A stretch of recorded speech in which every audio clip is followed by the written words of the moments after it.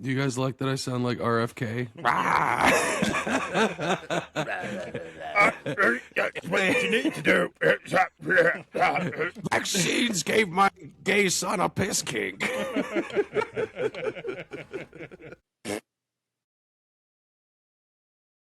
Right, welcome listeners to episode 4 of the Dying Carcasses. You got Alec here, Slater, Jared, and Jacob back again.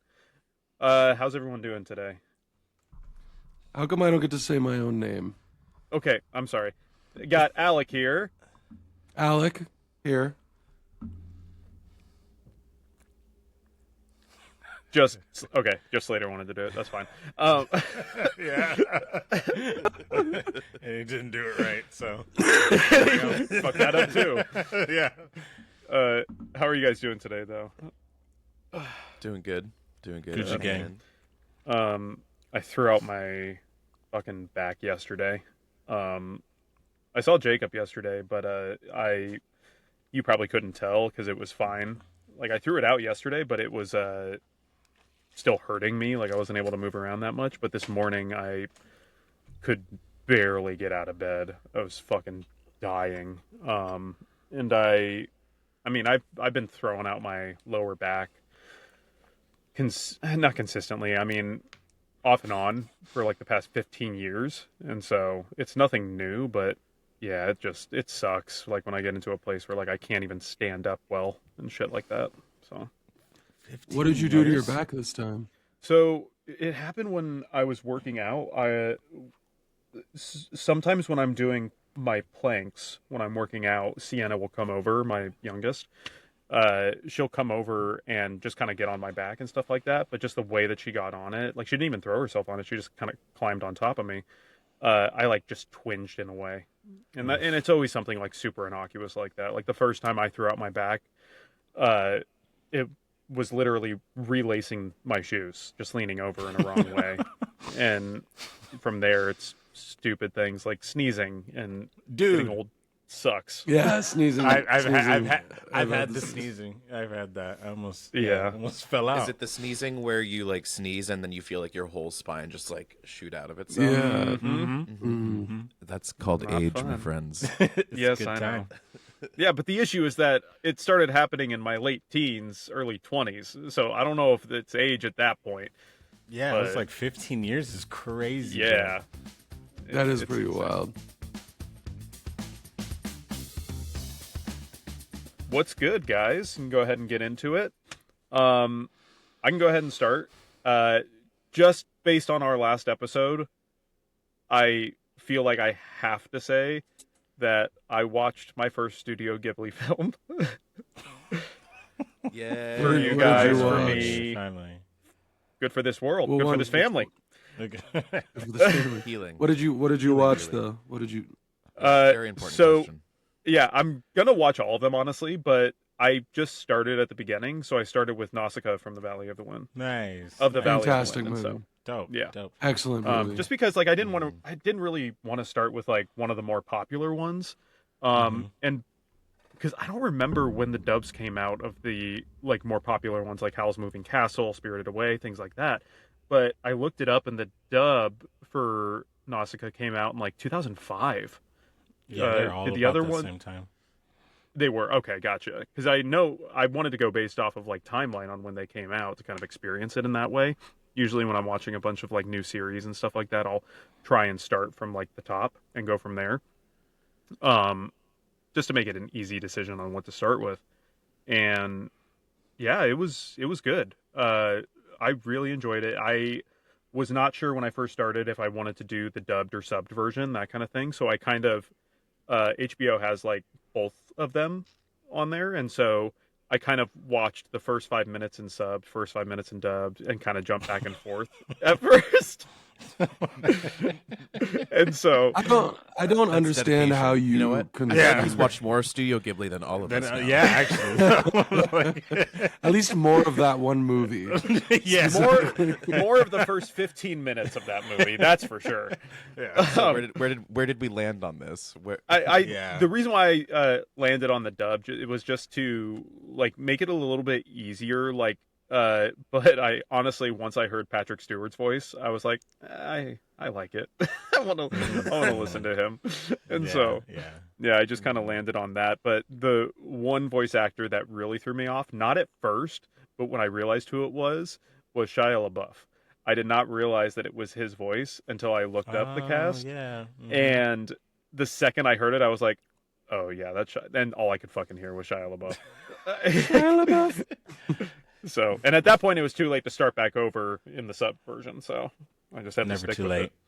it. But yeah, definitely, and it's like all the things that I've heard about the movie, like gorgeous music, gorgeous art direction, and everything. And I not sure how I felt about the story overall. Like, I don't think the story necessarily blew me away, but the world building blew me away. That's definitely for sure. And so. What do you mean when you say the story didn't blow you away? I mean, it's not like it's not maybe the most novel story ever, but what do you mean? Maybe just the way that it didn't grip me in as much or something like that. Like I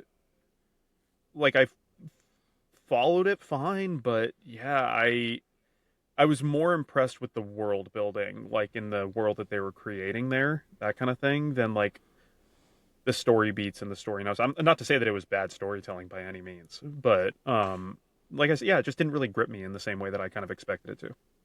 So you're saying that the story kind of lived in the shadow of the world building, not that it was an unenjoyable story. Okay, exactly. Gotcha. Yeah. Yeah, I agree. Yeah, because you guys have all seen that one specifically. I think themes-wise, that's also one of my favorite ones. That has a lot to do with like the pollution of the earth, right? And there's that level to it, and I think it even storytelling back then, I was like, he's really making people think about the environment with the film at the same time, which I've just found novel for an animated film at that point. So, for really sure, cool, beautiful art. Yeah, Some of my favorites. Jacob, let's start with you next. What's good? So you guys texted the group chat earlier and said that Catherine O'Hara died, and ever since then I can't get that out of my head. So the what's good this week is more so a what's bad, and that's bad. I didn't like that. Yeah, that hurt. Yeah, that hurt. That's an incredible tragedy. Well, it was kind of shocking too, because she was, I mean, like, arguably young to pass, you know, and like was 71, and yeah, at the time of this recording, basically it was announced like 2 hours ago, essentially. So it's like fresh. No, yeah, I was very shocked by that because she's been consistently working for the past several years. It does suck. That is a R.I.P. big loss. It's a big fucking loss. What about you, Jared? Yeah, just that one just really hit me. I was on my break on Instagram and like stopped me in my tracks because I started reading it. And you know how many times you get like scared when they post a celebrity and you're like, please don't tell me this.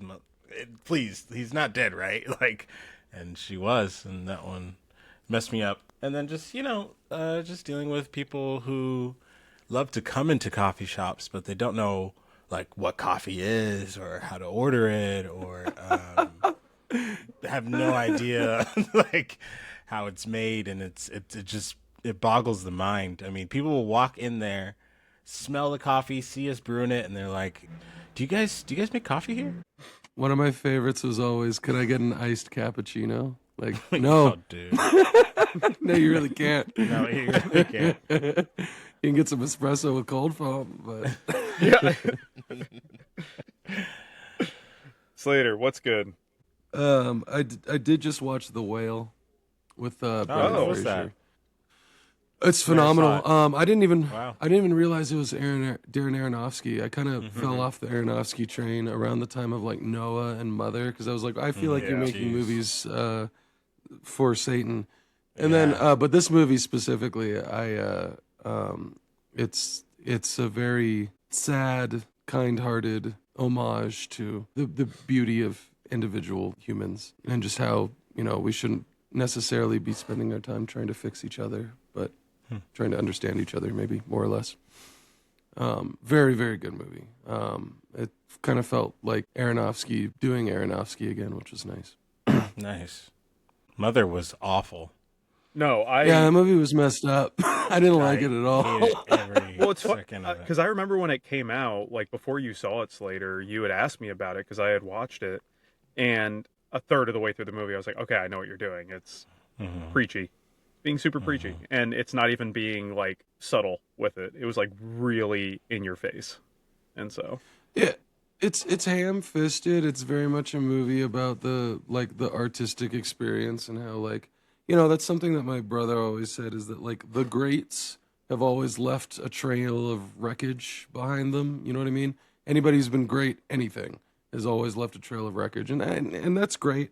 The sort of going into the artistic process and making a movie about the artistic process is great and all, but I just I didn't find it all that compelling. I kind of found it more annoying.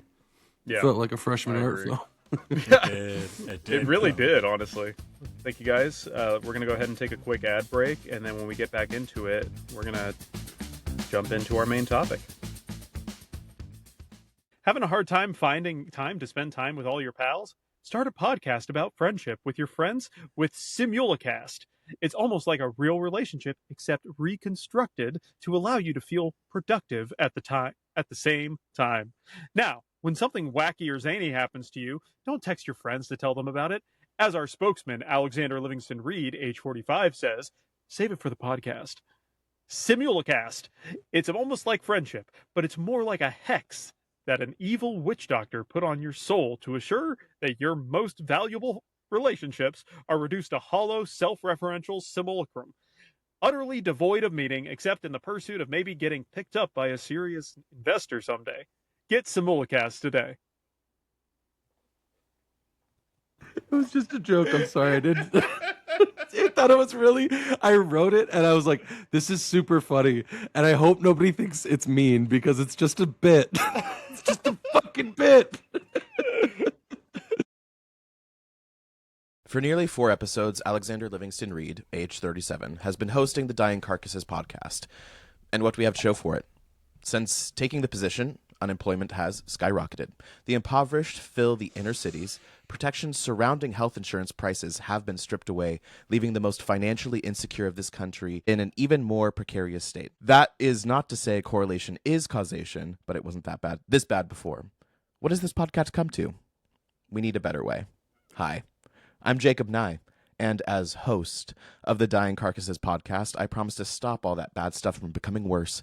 Taking material and societal turbulence fully into account, it is very possible, if not likely, that I almost said deep-throating, that dethroning Alexander Livingston Reed, age 37, from his role as the Dying Carcasses podcast host may in fact be the butterfly flapping its wings in California that causes the hurricane in Florida. One small change could theoretically make a world of difference. Vote for me as the host of the podcast, and we can eradicate suffering from the face of our beautiful planet. This message paid for by Jacob Tim Nye for host of the Dying Carcasses podcast organization. I'm Jacob Tim Nye, and I approve this message. Jesus Christ. What the hell?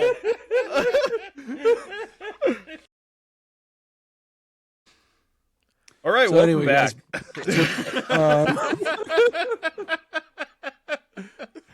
Today we're talking about section 1033 of the NCAA, which is what To be fair, Alec, you froze for a really long period. you froze for Yeah, long. so- I'm sorry. And then That's it came great. back to life as soon as you said, welcome back. And we're like, Love that. You know, Alec, I'll let you guest host this one. Go ahead. Okay, cool. Thank you. I appreciate your candor. All right. Mm. So, jumping My into our main condor. topic. Okay. Jumping into our main topic today. I wanted to talk to you guys based on what your genuine thoughts are. What makes a good movie good? You know what I mean? Like, obviously, we're, except for Slater, all very big fans of film. And we typically know what we enjoy about film and stuff like that. And so, yeah, I kind of just wanted us to kind of have an open conversation about that. Like, it's not just like what about the movies do we like about them, but what do we feel like makes a good movie in our opinion? So jumping in as someone who loves film, according to Alec, but haven't really watched a movie in a year, What I think makes it good is all the good stuff. Hell yeah, Good. brother. Yeah, dude. Yeah. In all reality, I think the way it's shot, the way that they frame everything and put it together, I think is one of the things that makes it a good movie. Editing makes it a good movie. All the people who doing their jobs correctly make it a good movie. What about All like people the who doing their jobs what, correctly. what do you mean by can you like framing like the cinematography, stuff like that? Yeah, cinematography, framing the shots, people who are able to put the story together in a way that's not only actors talking to each other and being real, but being able to create a whole scene around them as well. And doing it well is one of the things that makes a good film. Nice. Love that. What about you guys? Slater and Jared got nothing. Okay. They don't know. They don't think. I mean, well, they don't think movies are good. That was a bunch of. If I like it, it's a good movie. Simple as that. Fly Boys. Goes back to my. Stop bringing up Fly Boys. The good stuff is what makes it good. Yeah. No, but Jacob, it sounded like a lot of what you were saying was, excuse me, at least to an extent, emphasis on visual, which I agree with. I mean, I think one of the cool things about film is that it is an explicitly visual medium. Like, it's more visual than theater in a way because you have more control of what's inside of your frame. And how things are being framed, obviously. So yeah, I think visuals are a massive aspect of it. But I kind of like to think of film in terms of like band. Your actors are more or less your main guitar and your lead singer or whatever, and then you have your percussion and stuff like that, which is your cinematography and your editing and whatnot. But I mean, there's so much that goes into a film. It's kind of hard to say what makes it a good film. So I'm going to defer to the job that I did most in film, which was grip and electric. And if you don't have a good G&E, you don't have a film. If you don't have Slater, you don't have a good film. No, if you have me, you have a bad. I didn't say I was good at it. I mean, yeah, to speak to like, I mean, yeah, film's a visual medium. And so, like, obviously, the visuals have to be there. Believe it or not. I mean, No. I was shocked by that, too. And so it was, like, cinematographer, director, lining up of shots and all that kind of stuff, like, has a huge part in that. And I think that's, like, one of the biggest hurdles in how that combines with the storytelling aspect, because you have to find the best way to show, not tell. And I think that's one of, like, the biggest things that can contribute to a bad film is when you're doing so much telling, not showing, and not utilizing the visual media for what it's meant for. Like, why would you tell a story about something that happened when you can convey the story visually in a lot of ways? And yeah, and I think that's part of the issue that I have with a lot of like modern films that do this is they feel like they have to spoon feed the audience. And don't get me wrong, a lot of audience members are not the brightest, but you got to trust your audience at least a little bit to do some of this stuff. Yeah. I agree with you pretty wholeheartedly on that. But I think we might have discussed that last week. Just the ham-fisted themes of everything nowadays. Not these days. No, but I think one of the movies that I saw recently that did a really good job with the visual medium was actually was it Eggers Weapons? No, that's not Eggers. That's the other guy. But yeah, Weapons. Zach Krieger. It's the one I talked about last week. Yeah. They both have silly last names. Yeah, I thought that movie had really, really pretty immaculate visual storytelling qualities. Agreed. Yeah. Even though it was a weird movie. It was like two movies also. It had a little bit of the Sinners thing going on. But I don't know. The injection of whimsy worked better in Weapons for me. But regardless, yeah, they did great with the visual medium in that one. I thought they did more of like a Pulp Fiction thing. Yeah. That movie was funny as hell. I don't know if It was. Dude, Well, I I mean, loved it a lot too. that movie was hilarious. it's like what I talked about last week, where it's like when you have these comedy directors making horror movies, like that's what makes them more enjoyable. Is the fact that they're able to bring in humanity into it. That's why I think like comedians make the best horror films, because like you have to be able to grip the audience in some way, and comedians are really good at leaning into the realism of something and making it funny. Right. And so Hmm. when you add in like things that would other come off as like absurdist, like I feel like it translates well in their type of storytelling that they do. And so Hmm. um Another movie that, on that note, another movie, and P.T. Anderson doesn't make comedy films, but he's made a couple hysterical movies. One Battle After Another was hilarious, through and through. From start to finish, that movie was so unbelievably funny. That's another really, that's another one that used, I think, the visual medium really well as well. So good, man. But that's P.T. Anderson he knows what he wants his camera to do at all times. It's very self-aware, postmodern. It's cool. I like it. what about you, Jared? I think it probably. I mean, definitely agree with what everyone said. I think there's so many, there's so many elements that come into film, and you can't really boil it down. But I think for me personally, I think it really comes down to the writing, the acting, the music, and it's kind of in between, like editing, I think, or cinematography. I can let a certain ones go, Like I'm like, okay, I can live without. Actually, I don't know what I can live without, but maybe the lighting is not perfect in everything, Slater disagrees. Wrong. I think You on that one? sometimes I'm like, I can't really see, but I'm invested, But like, if it's bad acting, man, I can't watch it. I cannot. And direction is huge too. But yeah, recently I watched this limited series, His and Hers, with John Berthenol and Tessa Thompson, and I did not like it at all. And I felt like they had so many. Everybody can make beautiful movies nowadays. I don't feel like that's hard. It's like everything I see now. It's like, yeah, it's gorgeous, but I want to rip my eyes out. And it was really pretty. Great actors, probably great direction, but man, the script sucked. The script really sucked. And Well, think I it feel just like threw it that's all one of the under. biggest things that can kind of like kill a movie as well, is like if you have to start with a good story, you have to start with a good script and good dialogue. Like if you don't have that, you don't have a movie in a lot of ways, And so Yeah.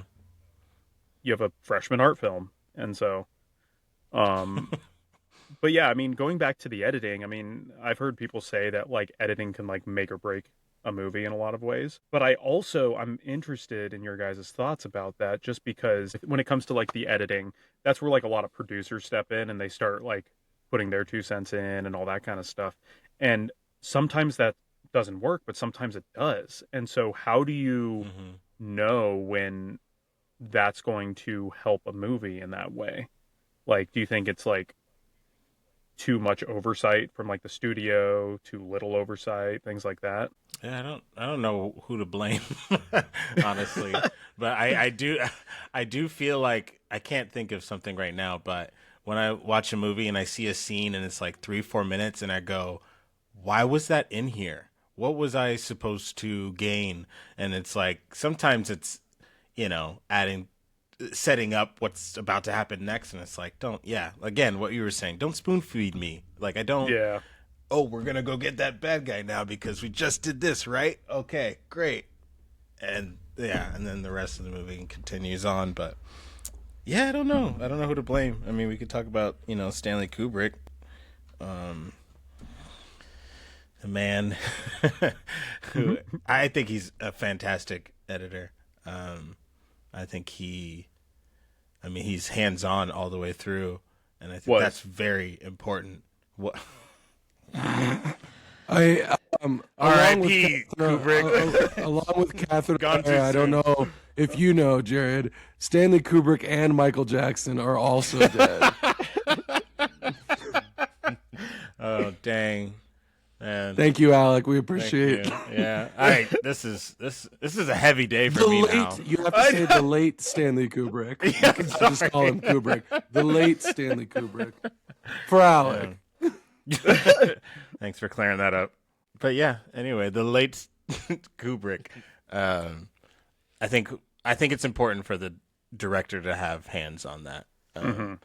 For some reason, I want to say Nolan, or at least the Nolan brothers. I feel like they definitely were like that, especially in Inception and The Prestige. Like, that editing was so good. Yes. So good. So good. Fantastic. Prestige What about is a you, wonderful Slater? movie. Because I mean, you've also like with like the shorts that we've done, you've done most, if not all, the editing on all of them, pretty much. And so, what are your thoughts on this? I hate editing. I hate it. Yeah, well, that we know, but Those are my thoughts on it. I don't like it. The people who can do it, God bless them. I despise it. I don't have the patience for it, honestly. well, here, let me ask you this, because I mean- you have also written most of the scripts that you've also edited, and while you do hate editing, do you feel like that fact like helps you in the editing process, knowing like how the script is supposed to come off? How much does our acting performances in the shorts that we've done, how much does that change your perspective of how you thought you might have edited it or put it together and stuff like that? No, I think it's honestly, I think no, I don't think it helps. I think, specifically because if I have an idea in my head and I follow through from start to finish and something is off in the middle, right? So let's say a performance isn't exactly as I imagined it or whatever. I'm going to edit it as if that performance occurred as I imagined it, instead of editing it as it should be edited relative to the performance that occurred. Does that make sense? It's a bad thing. It's giving me that much control over a single project is horrible. It's horrible. Unless it's a book. I can do that with books all day long. But if it's something that's collaborative that involves other people, absolutely not. I need somebody else to do the other parts. I can direct it. I can write it. That's fine. That's fun. But like somebody else has to edit it. That's a problem. Well, if there's anything that we're going to For walk me. away knowing, it's the fact that you want to edit every single thing that we put. So I'll send the podcast to you. Just make sure that you put them together, you like clips, things like that. Full control. I'm hireahitman.com. Is that what that website was, Alan? That reminds me of from One Battle After Another. I guess one of it might have been a grip. I don't know, but the scene where they're in the karate dojo class at Benicio del Toro. Apparently, they shot that and overnight, did it, and then I think PTA watched it the next day and showed it to the guys and was like, "Nope, that's not it." And they had to go back and do it again and another all-nighter. And it's just, I love that, and I think that's important in the process when it comes to editing too, which we just never had the time to do. To like, let's do Or this money, again. It's like, or no, like, yeah, I wish. you know, Yeah. yeah. No, and like talking about Stanley Kubrick is one thing. The man was a genius. Nobody is Stanley Kubrick, right? But one of the reasons that I think PTA is so successful is because he is very collaborative. Like if you hear stories about like there's things he wants a specific way at times, of course, right? But like if you listen to actors that have worked with him or crew that's worked with him, he's very collaborative. Even when he has a specific vision, he's willing to at least work with it to make it better. Yeah. Yeah. Totally. And I think that's a big thing with like producers, directors, is giving your crew and your cast the vision, right? Like it's such a vague business word, but yeah, I mean, you need to. What is this about? Why are we making this movie? I think is very important. I think it's producers and directors who determine that. From a director perspective, being able to take someone else's vision and add it to your vision in a way that fits with your vision, that is the ultimate role of the director, is to take all of these different parts who are being performed somewhat individually and being able to like make them all fit not only your vision, but your vision is also their vision. So you have to start funnel this way, and then when it comes back, you have to feed it back. It's like an echo chamber a little bit. Well, does that kind of feed into Honestly, like making sure you build the right crew that, while they may have like a differing perspective, different vision, that kind of thing, you also want to be sure that you have a crew and a team and an acting cast where you may have different visions and different things, but that's the best way that you can kind of like work cohesively as well. People you get along with, people that you can respond to, people that like do everything that you need in a timely manner. Like all People of that those aren't just things like encompass like yes men and like gonna fight you on every little thing, or if they do fight you, Right. it's worth it, because I mean, I don't know about you, Right. but whenever I have like I mean, I haven't directed much in the past, but whenever I have, like, I want people to challenge things and like question it, because I mean, that shows that they care about whatever you're working on and they care about the project and that kind of thing. But also, you want somebody to be able to challenge you. You want somebody who isn't going to be afraid to come up to you and be like, "Hey, this isn't making sense," like whatever it may be. And so, It feels like Hans Zimmer and Nolan, especially for the Interstellar. I think he went to Europe and used like some organ in some church to get those Really? sounds for space. Damn, And, I like, didn't know yeah, that. no, it was something really intricate. And if I was Nolan, I'd be like, dude, do whatever you want, bro. Just send me the bill. Like, because it's just like, what are you talking about? I just need space sounds. We're in space. Maybe there's no sound. But yeah, like you gotta be able to trust those people. Well, that's like the Clint Mansell Darren Aronofsky relationship as well. Those Darren Aronofsky's best movies were the ones that were composed by Clint Mansell. So yeah, same thing. They just relied on each other. They leaned on each other, and they understood each other, and they made each other's products better. I think Hans Zimmer and Nolan was a really good example. Yeah, music's just so specifically for that movie. huge for me, man. Like, yeah, I think I noticed it very late in my film watching, but after that, I'm like, yeah, if it doesn't, and not just music, but sound mixing too, Have you guys seen Sound of Metal? Yeah, No. great movie. not yet. Great movie. Fantastic. They did an incredible job because you felt like you were going deaf with him, and I was like, Yes. how are you? I don't like literally after the movie, I was messing with my ears, and it really messed with me in a very beautiful way. No, that movie gave me like gnarly being deaf anxiety. Like it was well. So there were two movies that came out around the same time. It was The Sound of Metal and the one with Miles Teller and Whiplash. Whiplash. Right. I heard a lot of people say that Whiplash made people anxious. Whiplash made me stoked. I was like, hell yeah, I'm so down to get. I'm that Same, guy. I will be same. that guy. Yeah. And I don't see the problem with it. But Sound of Metal, that movie freaked me out. That movie really I had to stop it a few times. Really good movie. Jacob, what do you feel like is like the biggest thing that takes you out of a movie? I think the biggest thing is bad acting. Like truly watching bad acting really just takes me out of the story. It takes me out of the world, and I'm focusing too much on the other elements of the movie to try and grasp onto something to keep me going. But it like kicks me so far out of tune that I'm like, I can't get back into this. Jared, anything else other than acting, or kind of the same? Yeah, acting's a huge one. Totally agree with Jacob because, like, I'm just mad now because I'm just watching this actor just ruin these sometimes, wonderfully written words. And but another one, honestly, I think it's gonna be direction and then maybe writing. I think those would be my top three because I think sometimes I can tell everyone's doing their best, but it feels like whoever was the, molding the clay, I don't know what you're going for, man. Everyone else seems to have it understood, but you can tell like what they're going for is just not it. And then, bad writing. Yeah, it's laughable sometimes. I'm like, those poor actors, how you had to say that line. Like, I am so sorry. That is, you did your best.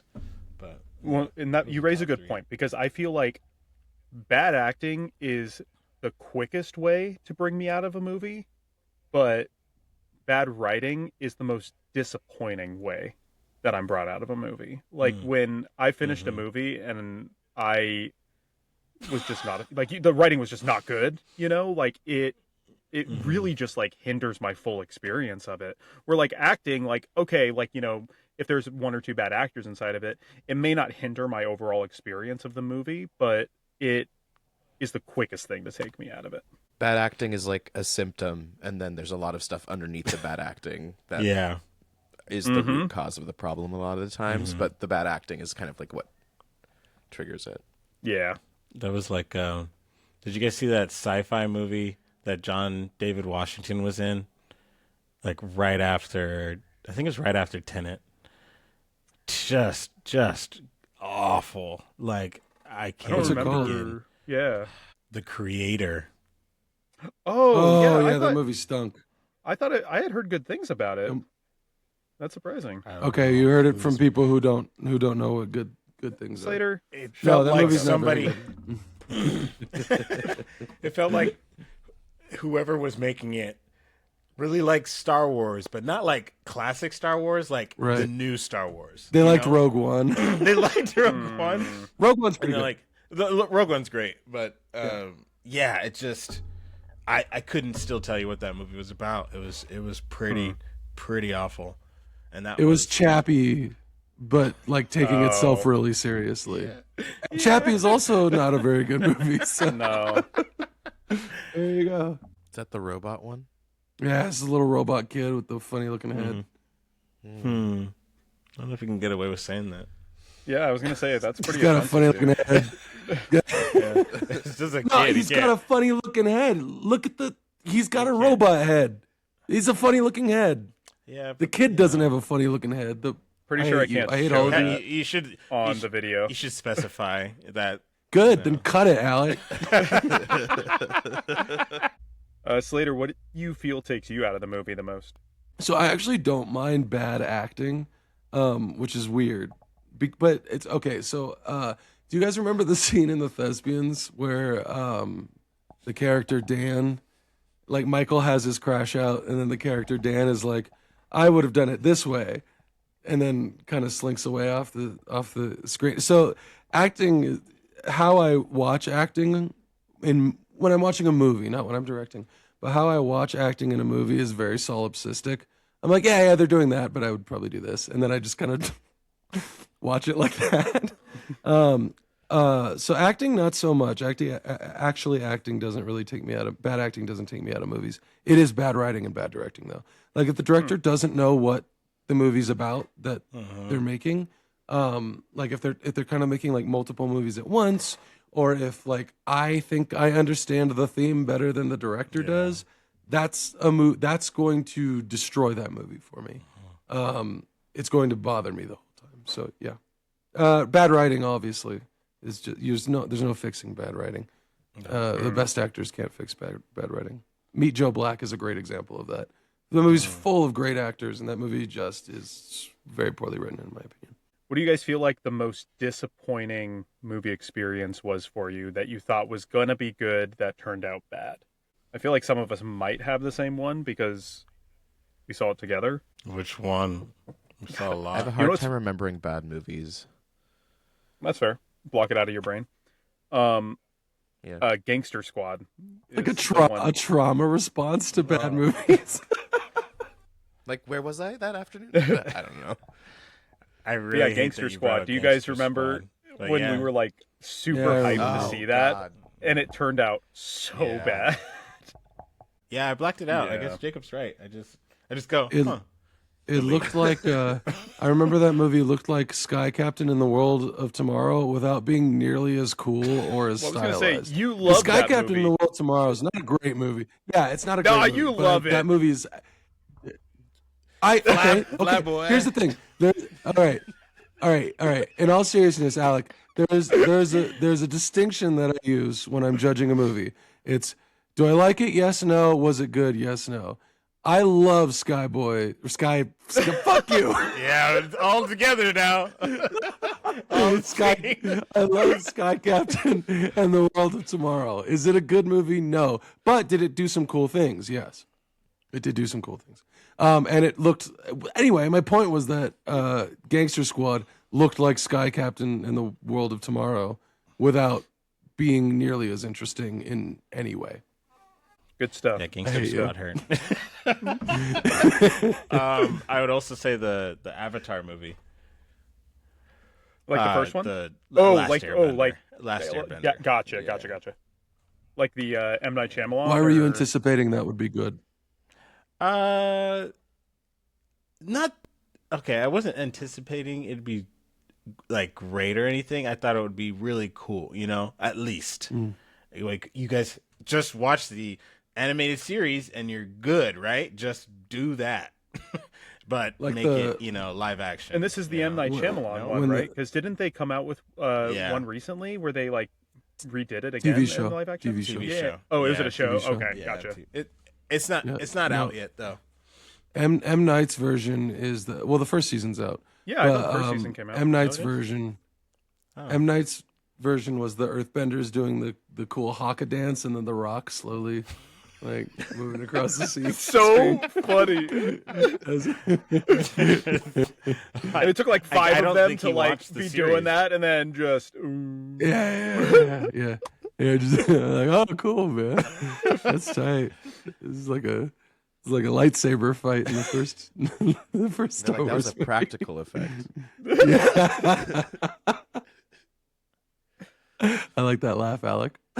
Dude, I swear to God, I'm trying to laugh, but every time I laugh, my back fucking kills me. I'm not even kidding. Like I'm trying to laugh in a way that it does not hurt me. So now you just sound like a dick, Slater. Yeah. Good job. I am. I am. I think everybody knew that. It's all good. What's a movie that you didn't think was going to be as good as it was? Ford versus Ferrari. That movie was awesome. The movie was so cool. And it was okay.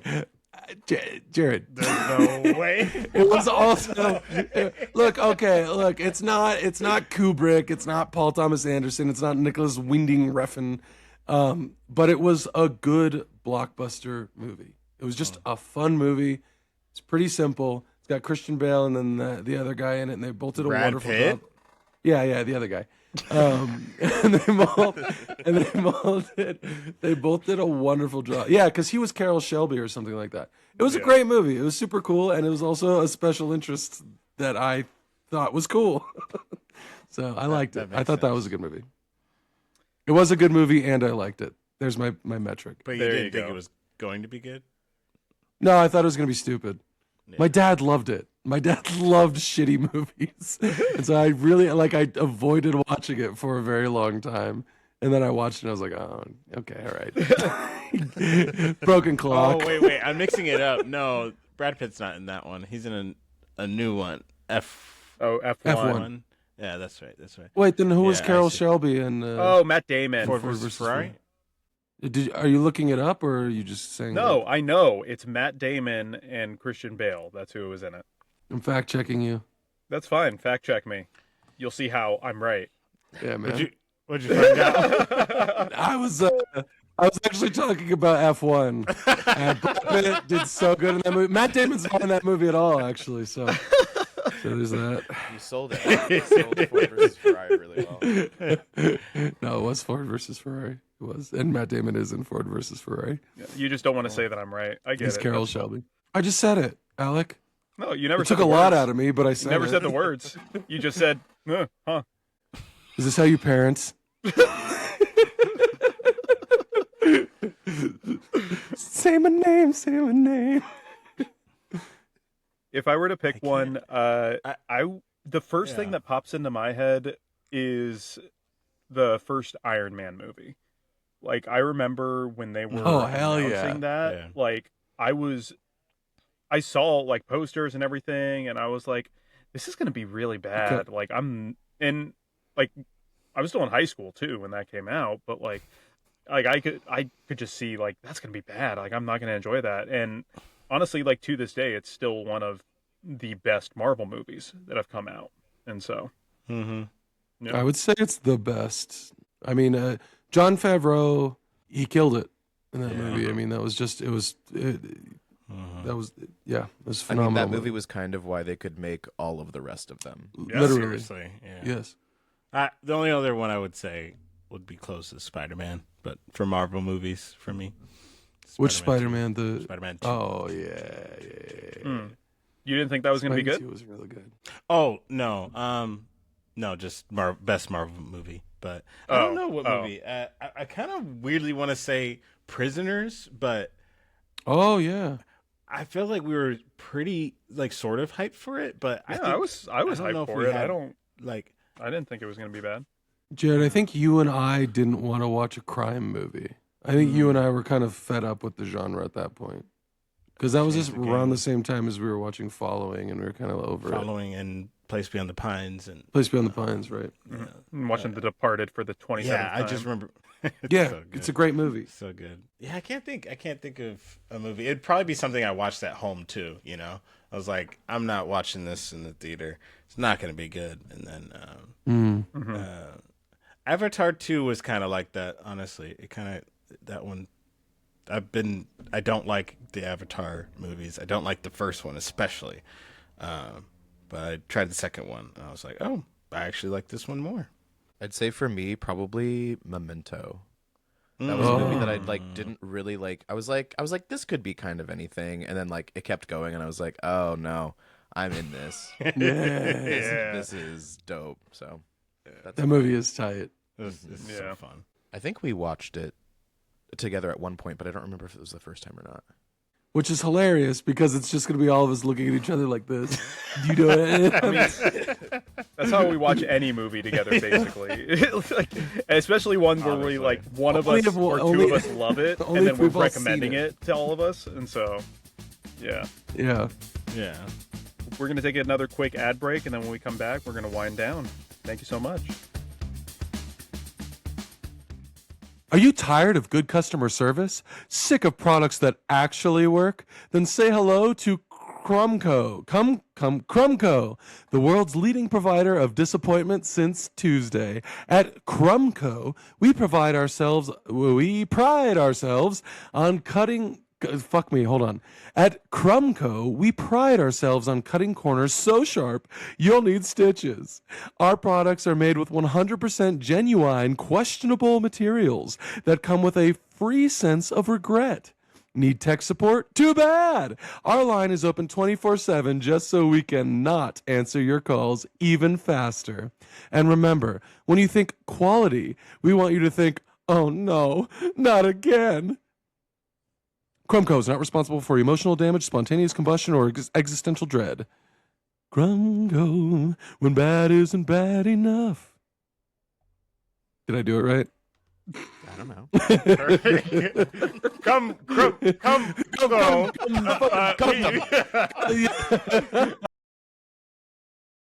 Becoming by Slater. Slater has written a book called Becoming. It is a slow burn horror story about a mysterious entity coming into being in a small coastal Oregon town and the consequences of emergence where there should be nothing at all. The book is available on Kindle and e-reader and will soon be available in paperback. That is Becoming by Slater Hennete, not by Michelle Obama.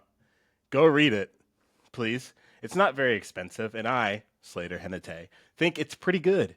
A lot of people that have read it said it creeped them out and was also intellectually stimulating. Go on, go buy it. Please, please, please, please, please, please. Not paid for by the author, but still supported. Definitely not paid for by me at all. All right, we'll wait for Jared to finish eating, and then He did it. He got it. he's still got food in his mouth, though. I don't want to hear.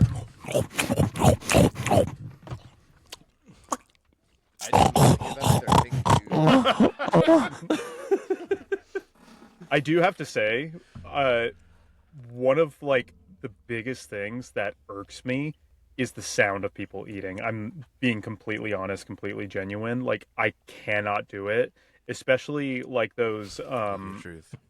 like what the fuck is it called? Like the sound videos shit. What's that called? ASMR. Yeah. Yeah, dude, I fucking hate The mukbang. ASMR. I cannot do it. I cannot do it. It on it like I can't fucking do it. I can't. It's awful. It's awful. It was funny. This is the sound of me eating a hot dog. As a joke, I was like, "Oh, I should make an ASMR channel of like stage managers calling shows in That's ASMR." great, That's dude. funny. Actually, you should. That's brilliant. Yeah, actually, please do that, Jacob. That's hysterical. I will not be a Let's go. subscriber, but I will support you Sound 100%. 1 and 2, go. You can at least subscribe, you asshole. Yeah, Alec. Okay, fair enough. I'll subscribe, but I won't watch it.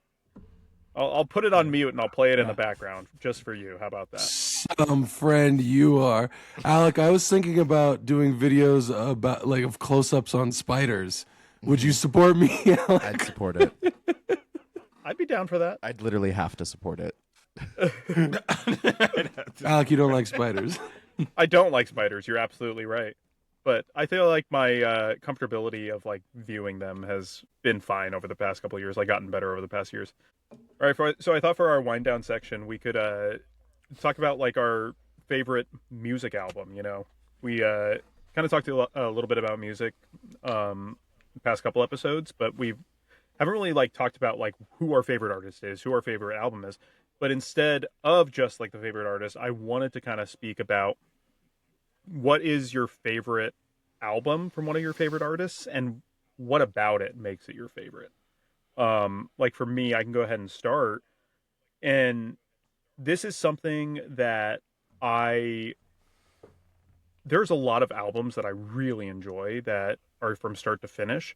I will say I love albums that tell like a cohesive story from beginning to end. One example I'll give there, and I feel like I might have told you guys about it, but the artist Raleigh Ritchie, who's a British recording artist, his second album, Andy, that he made, tells like a through line, and it's really cool because the last song ends and winds down, and then the first song starts up in a very similar way. And so it very much like you can literally listen to it through on a cycle, and it's beautiful, beautifully written. Love the music on it. But the album I wanted to discuss was John Bellion. I don't know if you guys have heard of that artist, but his current album, Father Figure, that came out, is not only like a beautifully written album and a personal album from him. I feel it personally, but like it's just awesome, the production of it, because he had 2 albums come out before, several singles, and they were all studio produced. He did not like working with the studios. And so he let his contract expire, and the second it expired, he started self-producing and self-making like his own album. And just the fact that like he was able to make the album his own, make the music his own, do what he wanted to is awesome. And John Bellion, he's first and foremost actually a songwriter. So like he's written music for a bunch of big artists, like Eminem, other artists like Justin Bieber, Taylor Swift, different things like that, Rihanna. But like he is first and foremost a writer, and that's how he's mostly known. And this album, I feel like he can kind of be described as like, what was it, a joke like a couple years ago with Chapel Roan that she's your favorite musical artists. And so I feel like for John Bellion, it's kind of a similar thing, you know? Yeah, it's the same sort of idea as like King's X, where it's like, Yeah. you know, he was known by Lane Staley, I don't know how to say his name, and you know, Chris Cornell and all those guys. I get what you're talking about. What's the genre of this? Definitely leans into like poppy, but I feel like it's more R&B inspired. Like it's very multi-genre in a lot of ways. So Spotify labels him as contemporary pop that touches on R&B, hip hop. No, that sounds cool. I'll give it a listen. I wanted to say that you like an album that's like you like a concept record, yeah? Effectively. Not necessarily like a concept record. I mean, I guess with those two examples, like, yeah, you could say that. But I'm not like just, pushed into that box as far as what I You like. like a story that oh, sorry, Alec, I didn't mean to push you into a box. You like a story that's cohesive and and bookends, is that correct? Is it I do like an album that tells like a story or like has like I mean it has like a common theme. Yeah. look, like a concept record? Okay, so I was gonna say there's a great album by a band called Slice the Cake called Odyssey to the West. It's heavier, it's angrier, but I think you'd really appreciate the story. Honestly, if you don't listen to the actual record itself and just get your hands on the lyrics, I think you'd really enjoy it. Nice. I think if I was gonna pick one, it's the last album that I kind of listened all the way through, just kind of like having a park day vibe and just kind of under a tree, as a Nice. gay is to do. Um, How gay and beautiful of you. how gay and beautiful! It was a Casey Musgraves, Mm. Mm. um, her Golden Hour album. It was just a vibe. So that's probably one of the albums I probably listen to. I don't know. I don't really like sit and listen to albums all the time. I'm more of like a whatever's next on a playlist, a radio. I've kind of never learned the art of listening through an album. So if you guys have recs, I'll listen to them. But Well, that's totally fair. I mean, I wasn't until like Same the way. past few years like I really started getting into listening to albums like through. I still like listening to singles. I still like listening to a lot of songs, but there are small few artists where when they have an album come out, I'm very inclined to like listen to the album from start to end. And when I listen to those albums, I can never listen to them on random. I have to listen to it from beginning to end. Yeah, I feel like I started that way, and then just I don't know. Music's weird nowadays. Yeah, people making albums with like 35 songs, and then you like two, and I don't know. I don't really listen to whole albums as much anymore. My top three would probably still be, yeah, Dark Side of the Moon, probably The Graduation, and then To Pimp a Butterfly. To Pimp a Butterfly, every album that you just said was phenomenal, but To Pimp a Butterfly is maybe one of the best contemporary hip hop records. Yeah, because I mean, this story. I mean, Kendrick always does have a story to his albums because it's hard to choose between that and Good Kid, at Mad City. I think But To I Pimp a agree with you, bro. Butterfly is really. It's just yeah. And then there's actually a couple Kanye albums I love. Back before he was kind of normal. And You like cool. the Heil Hitler album? Yeah, that's the one. That's the one. But it's crazy because, like, yeah, The Graduation, 808s and Heartbreaks, and then My Beautiful Twisted Dark Fantasy, and then honestly, there's a couple whatever, but then The Life of Pablo. It's so hard, but The Graduation was that first one that I was like, I can listen to every single song on this album, and I can do that with a lot of the other ones, but that was the first one. I was like, dang, it's got me. But yeah, I say those are my top three. And yeah, Dark Side of the Moon. I was hooked on that for like a month, dude. I just sit in my car on an hour break and listen to that whole album. That record goes really hard. All three of those records go really hard. What's yours, Slater? I don't have like a favorite album. Rush's 2112. When I was a kid, it always meant that we were going to go snowboarding or dirt bike riding or skateboarding. So it always meant we were about to go do something fun. But also it's just a really good record. Would you say that it's Pavlovian for you? Like if you were to hear it, you're like a dog and like 100%. There's a few of those. There's Rush's 2112, Nitro by The Offspring, All Ages, which is a compilation record by Bad Religion. And then I swear to God, this is maybe the most recent record that's a little more on the Pavlovian track.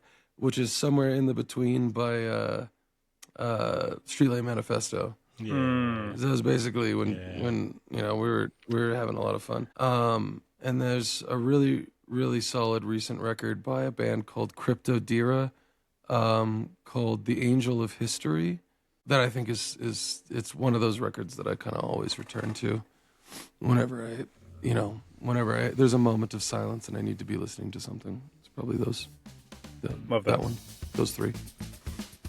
Hey guys, one more thing. Give us 5 stars on Spotify as the host of the show. If you like it, give us 5 stars. If you don't like it, give us 5 stars. Ironically, if you're unsure, go watch us on YouTube. And if you can't watch us on YouTube, then you should watch us on Spotify. You got it, guys. Give us 5 stars. Thank you. We post every Friday.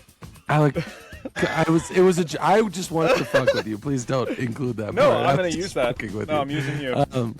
I asked you to cut it so I can sue you now. Thank you guys so much for listening. You can find us on YouTube, Spotify. We also post on Instagram and TikTok at We're Not From Here Media. You can find us on X at WNFH Media, and we stream Twitch together separately. Alex Not From Here, Jared's Not From Here, Slater's Not From Here, Jacob's Not From Here. We post new episodes every Friday, so be sure to check us out, give us 5 stars, and subscribe. Thank you.